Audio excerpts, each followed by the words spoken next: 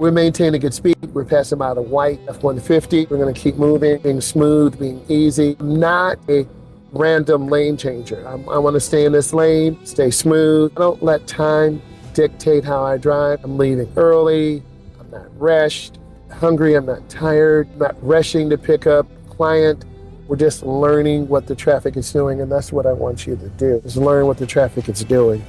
I do have the AC on a little bit to keep the camera and the phone cool. I do apologize if the audio is not that good, but when you're out here, you've got to keep yourself cool. And this car does have, I think, 2 electric fans. We'll find out.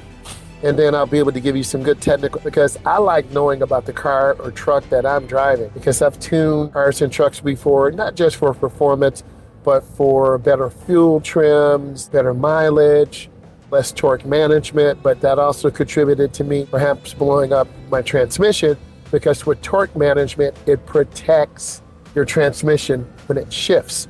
If I put my foot, push the gas pedal, it's going to tell the computer to increase fuel, increase timing, and add more power, like I'm starting to pick up now, okay? And you notice we're starting to make lights because we're more consistent with our speed.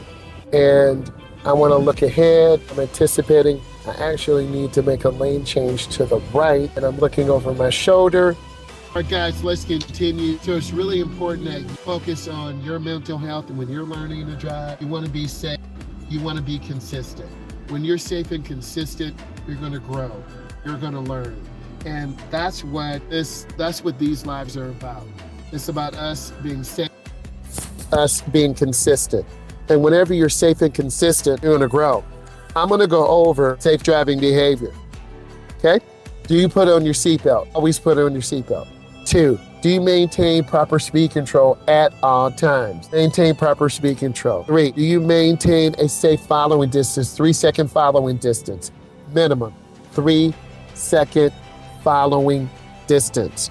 Number 4, do you identify and understand and respond appropriately to traffic signs and signals? Are you going to run a yellow light? In certain communities, if you run a yellow light, you're going to fail your test. If you run a yellow light, you're going to get a ticket. If you run a yellow light, you're going to be in an accident. So I look at my drivers, and if they can stop safely in 3 seconds, 1001, 1002, and 1003, you need to stop. That's a learned behavior. By me being an instructor, do you realize my life is on the line every single day? I'm in a car with an adult routine. And sometimes adults are more difficult to train because they have a little bit of driving experience or they're new here to the United States. I'm not capping on someone because they're a foreign. That's a whole nother discussion. But a lot of people feel entitled. And when you feel entitled, you're going to put me at risk in yourself. I'm not chasing money. There's a shortage of instructors. I'm in demand. I can set my price. And that's really important. I'm not going to be greedy, but I am a professional. I have years of experience. I know how to run a driving school, submit paperwork to the state. It's a whole process, okay? So it's really important that you understand that setting goals is important, okay? Do you have the time to learn how to drive? Are you going to make the commitment to 6, 8, 10 lessons? Are they going to evaluate you with proper paperwork? I use the road skills evaluation.